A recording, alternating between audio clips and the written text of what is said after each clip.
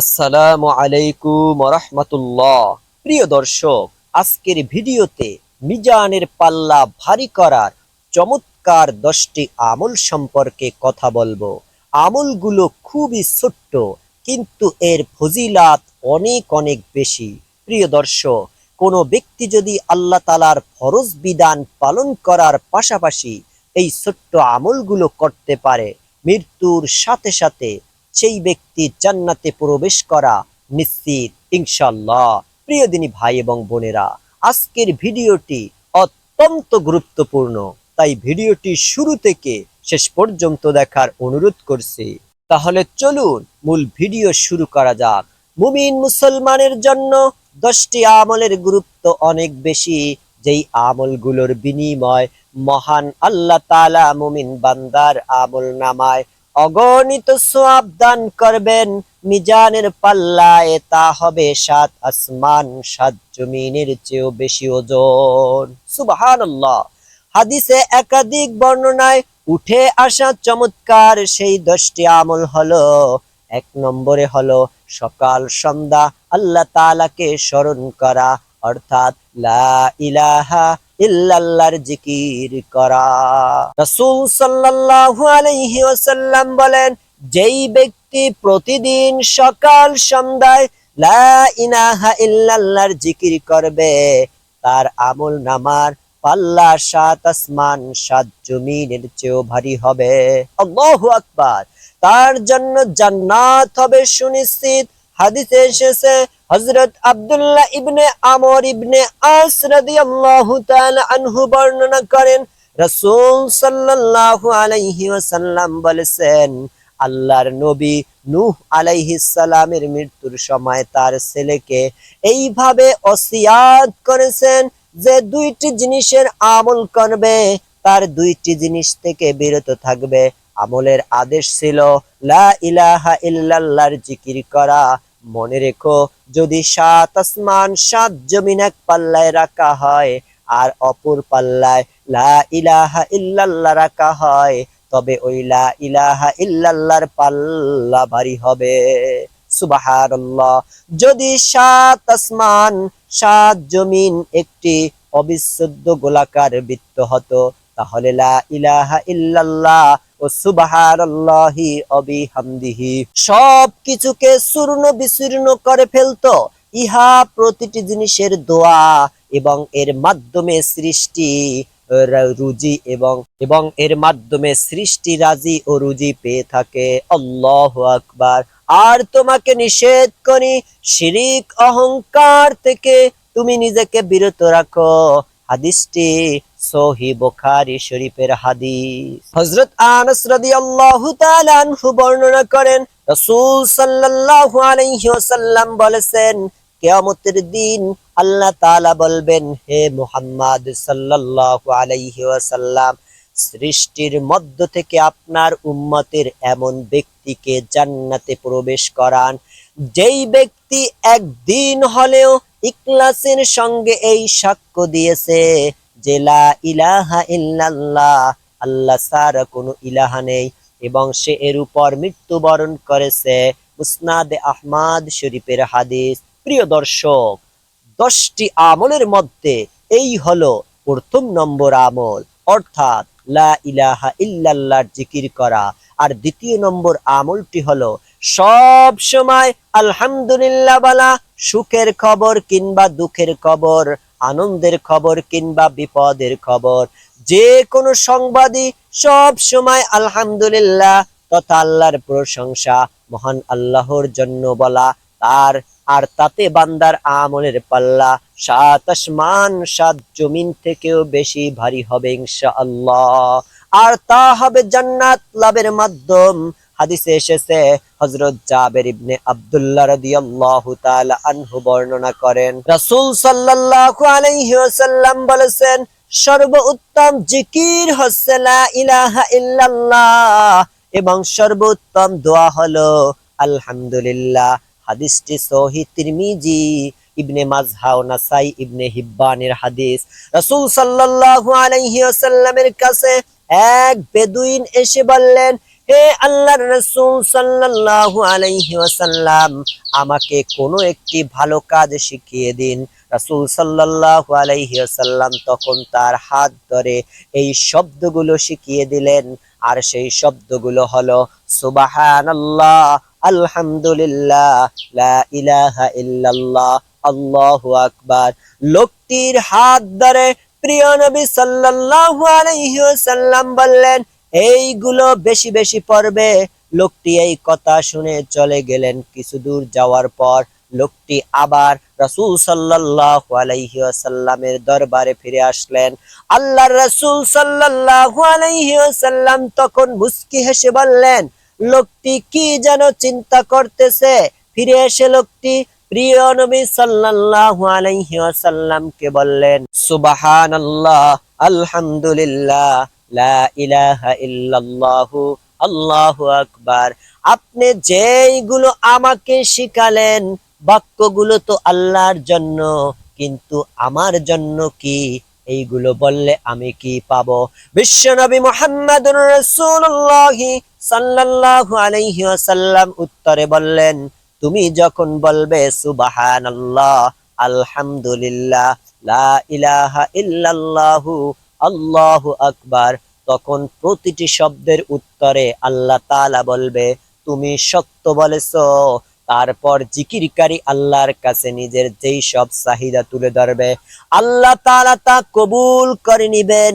সকলেই বলে সুবহানাল্লাহ। যেমন বান্দা যখন বলবে, হে আল্লাহ আমাকে মাফ করে দিন, তখন আল্লাহ তাআলা বলবেন তোমাকে আমি মাফ করে দিলাম। বান্দা যখন বলবে, হে আল্লাহ আপনি আমাকে রহম করুন, তখন আল্লাহ তাআলা বলবেন ইতিমধ্যে তোমার প্রতি রহম করেছি। বান্দা যখন বলবে আল্লাহুম্মা রযুকনি, হে আল্লাহ আপনি আমাকে রিজিক দান করুন, আল্লাহ বলবেন তোমাকে ইতিমধ্যে রিজিক দান করেছি। এটি সহিহ বাইহাকি শরীফের হাদিস। তো প্রিয় দিনী ভাই ও বোনেরা, 10টি আমলের মধ্যে এই গেল 2 নম্বর আমল, অর্থাৎ সব সময় আলহামদুলিল্লাহ বলা। 3য় নম্বর আমলটি হলো সুবহানাল্লাহি ওয়া বিহামদিহি সুবহানাল্লাহিল আযীম, এর জিকির করা। হাদিসের বিখ্যাত গ্রন্থ বুখারীর শেষ হাদিসে এই জিকিরের সন্নিবেশিত করা হয়েছে। এই জিকিরের বর্ণনাটি হাদিসে পাকে এমন ভাবে তুলে ধরা হয়েছে যে হযরত আবু হুরায়রা রাদিয়াল্লাহু তাআলা আনহু বর্ণনা করেন, রাসূল সাল্লাল্লাহু আলাইহি ওয়াসাল্লাম বলেছেন, 2টি কালেমার বাণী রয়েছে যেইগুলো দয়াময় আল্লাহর কাছে অতি প্রিয়। হযরত আবু হুরায়রা রাদিয়াল্লাহু তাআলা আনহু বর্ণনা করেন, রাসূল সাল্লাল্লাহু আলাইহি ওয়াসাল্লাম বলেছেন, 2টি কালামের বাণী রয়েছে যেইগুলো দয়াময় আল্লাহর কাছে অতি প্রিয়, উচ্চারণে খুবই সহজ আর আমলের পাল্লায় অত্যন্ত ভারী। বাণী 2টি হচ্ছে সুবহানাল্লাহি ওয়া বিহামদিহি সুবহানাল্লাহিল আযীম। অর্থ, তোমরা আল্লাহ তাআলার প্রশংসা সহ তার পবিত্রতা ঘোষণা করো। মহান আল্লাহ তাআলা অতি পবিত্র। সহিহ বুখারী শরীফের হাদিস। প্রিয় দিনী ভাই ও বোনেরা, 74 নম্বর আমল হলো সৎ চরিত্রবান হওয়া। বিশ্বনবী মুহাম্মদুর রাসূলুল্লাহ সাল্লাল্লাহু আলাইহি ওয়াসাল্লামের যে কোনো এক বর্ণনায় কোরআনুল কারীমে আল্লাহ তাআলা আয়াত নাজিল করেছেন, তা হলো সৎ চরিত্রবান মহান চরিত্র, যেই চরিত্রে থাকবে না কোনো গুনাহের চিন্তা। বিশ্বনবী মুহাম্মদুর রাসূলুল্লাহ সাল্লাল্লাহু আলাইহি ওয়াসাল্লামকে লক্ষ্য করে মহান আল্লাহ তাআলা ঘোষণা দেন, আর নিশ্চয়ই আপনি মহা চরিত্রের অধিকারী। কিয়ামতের ময়দানে উত্তম চরিত্রের লোকদের আমল নামা হবে 7 আসমান 7 জমিনের চেয়েও ভারী। সকলেই বলি সুবহানাল্লাহ। প্রিয় দিনী ভাই এবং বোনেরা, এই সৎ চরিত্রের সংক্ষিপ্ত পরিচয় হলো হালাল গ্রহণ করা, হারাম বর্জন করা, আর নিজ পরিবার ও স্ত্রী, সন্তান, বাবা মা ও ভাই বোনের সঙ্গে উত্তম উদার ব্যবহার করা। 10টি আমলের মধ্যে এই গেল 4 নম্বর আমল। আর 5ম নম্বর আমলটি হলো নাবালক সন্তানের মৃত্যুতে ধৈর্য ধারণ করা। অল্প বয়সে মৃত্যুবরণকারী সব শিশুই তার মা বাবা ও আত্মীয় স্বজনের জন্য হবে নাজাতের উসিলা। পরকালে আরাম লাভের অনুষঙ্গ এবং সুপারিশকারী, আর দুনিয়াতে হবে সুখ ও সম্পদের অধিকারী। এই কারণে নাবালক সন্তানের মৃত্যুতে দোয়া করতে বলেছেন বিশ্বনবী মুহাম্মদুর রাসূলুল্লাহ সাল্লাল্লাহু আলাইহি ওয়াসাল্লাম। তো প্রিয় দিনী ভাই ও বোনেরা, 10টি আমলের মধ্যে এই গেল 5 নম্বর আমল। 6 নম্বর আমলটি হলো অন্যের জন্য দোয়া করা। নিজের জন্য দোয়া করার পর যারা মুমিন মুসলমান নারী পুরুষের জন্য এইভাবে দোয়া করে, আল্লাহুম্মা গফির লিল মুমিনিনা ওয়াল মুমিনাত।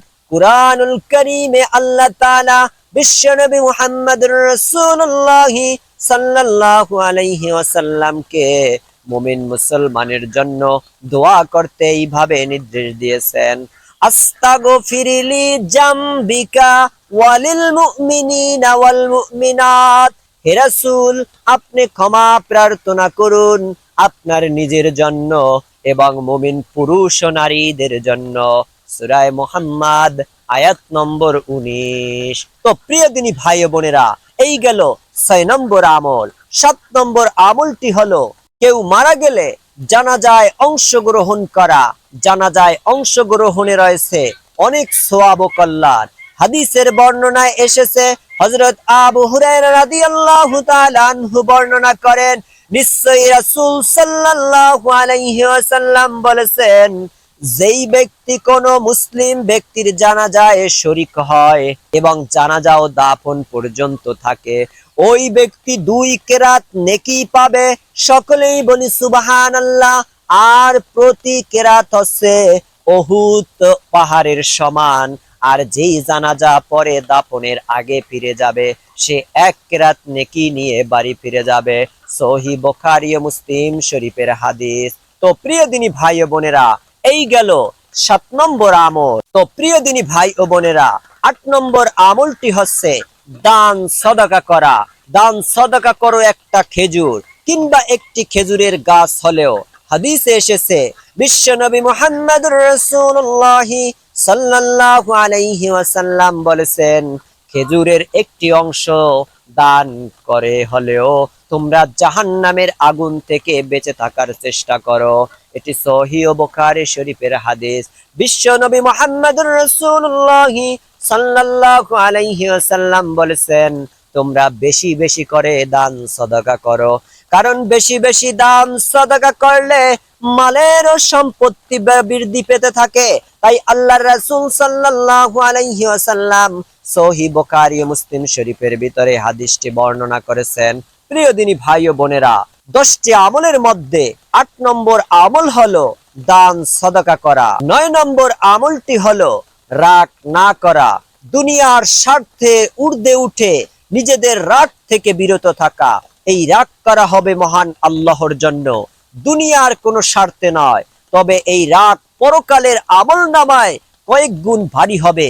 হাদিসে এসেছে, হযরত আবু হুরায়রা রাদিয়াল্লাহু তাআলা আনহু বর্ণনা করেন, এক ব্যক্তি রাসূল সাল্লাল্লাহু আলাইহি ওয়াসাল্লামকে বলল, আমাকে কিছু উপদেশ দিন। তখন তিনি বললেন, রাগ করো না। লোকটি বারবার রাসূল সাল্লাল্লাহু আলাইহি ওয়াসাল্লামের কাছে উপদেশ চায়, আর রাসূল সাল্লাল্লাহু আলাইহি ওয়াসাল্লাম বলেন, তুমি রাগ করো না। এটি সহিহ বুখারী ও মুসলিম শরীফের হাদিস। যেহেতু রাগ দমন করা অত্যন্ত কঠিন কাজ, আর যেই ব্যক্তি তা করতে সক্ষম হবে সে দুনিয়া ও আখিরাতে কামিয়াব হবে। রাগ দানকারীদের প্রশংসায় আল্লাহ তাআলা বলেন, যারা নিজেদের রাগকে সংবরণ করে আর মানুষের প্রতি ক্ষমা প্রদর্শন করে, তারাই মুহসিন বা সৎকর্মশীল। আল্লাহ তাআলা সৎকর্মশীলদের ভালোবাসেন। সূরা আলে ইমরান আয়াত নম্বর 134। সর্বশেষ 10 নম্বর আমলটি হলো দ্বীনের পথে দাওয়াত, আল্লাহর পথে অন্যকে ডাকা বা আহ্বান করা। যেই ব্যক্তি মানুষকে আল্লাহর পথে ডাকে বা আহ্বান করে, সেই ব্যক্তির আমলনামা হবে 7 আসমান ও 7 জমিন থেকে ভারী। সকলেই বলে সুবহানাল্লাহ। তো প্রিয় দিনী ভাই এবং বোনেরা, একটা কথা সব সময় মনে রাখবেন, আল্লাহর রাসূল সাল্লাল্লাহু আলাইহি ওয়াসাল্লাম আমাদেরকে যেইভাবে চলার কথা বলেছেন, আমাদেরকে যেইভাবে চলার পথ দেখিয়েছেন, আমরা সেইভাবে আমরা চলার চেষ্টা করব। তো প্রিয় দিনী ভাই ও বোনেরা, আজকে 10টি আমলের মধ্যে আমি আরো কিছু গুরুত্বপূর্ণ আমল আপনাদের সাথে শেয়ার করি। আপনারা সব সময় উঠতে বসতে চলতে ফিরতে এই আমলগুলো সব সময় করার চেষ্টা করবেন ইনশাআল্লাহ। সম্মানিত দিনী ভাই বোনেরা, আপনারা 1 নম্বরে সব সময় সুবহানাল্লাহর জিকির করবেন। সুবহানাল্লাহ, সুবহানাল্লাহ, সুবহানাল্লাহ। যদি কোনো ব্যক্তি একবার সুবহানাল্লাহর জিকিরটি পাঠ করে, জান্নাতের ভিতরে আল্লাহ তাআলা তার জন্য একটা গাছ নির্মাণ করে দিবেন, সুবহানাল্লাহর গাছ। তো সম্মানিত দর্শক, আপনি একবার সুবহানাল্লাহর জিকিরটি পাঠ করলে আল্লাহ তাআলা আপনার জন্য একটা গাছ জান্নাতের ভিতরে লাগিয়ে দিবে। আপনি একটিবার চিন্তা করে দেখুন, আপনি যতবার সুবহানাল্লাহর জিকিরটি করবেন, ওই গাছে একটা করে পাতা জন্ম নিবে, সুবহানাল্লাহর পাতা।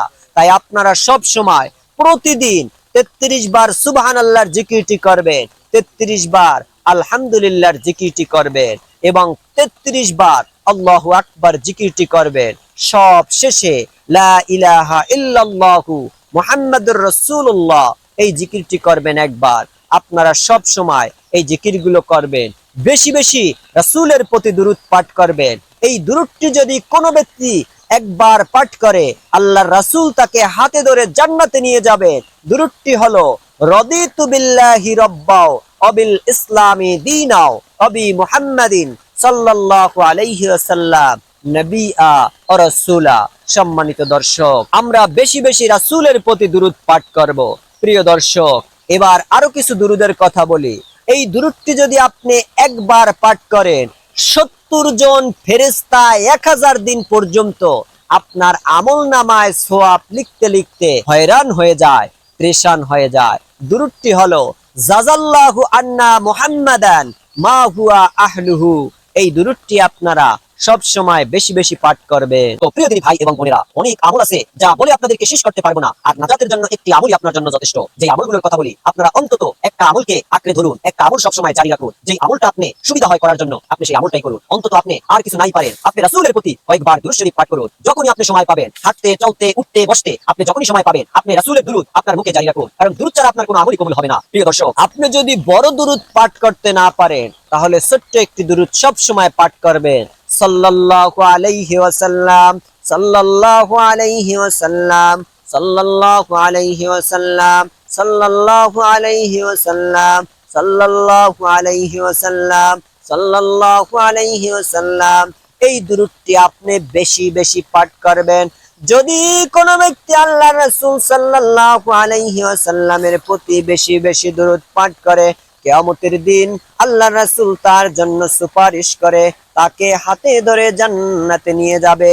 তো প্রিয় দিনী ভাই ও বোনেরা, আজকে গুরুত্বপূর্ণ আমলের ভিডিওগুলো আপনারা মিস করবেন না। আজকে যেই ভিডিওটি আপনারা প্লে করেছেন, অবশ্যই ভিডিওর আমলগুলো আপনারা নোট করে নিন, অথবা আপনারা এই ভিডিওটি ডাউনলোড করে রেখে দিতে পারেন। আপনার নিকট আত্মীয় স্বজন বন্ধু বান্ধবের মাঝে আপনি ভিডিওটি শেয়ার করে দিবেন, যাতে সকলে এই আমলগুলো শিখে এই আমলগুলো করতে পারে। আল্লাহ তাআলা আমাদেরকে দ্বীনের সহি বুঝ দান করুন, আমিন। সকলে ভালো থাকুন, সুস্থ থাকুন। আসসালামু আলাইকুম ওয়া রাহমাতুল্লাহি ওয়া বারাকাতুহু।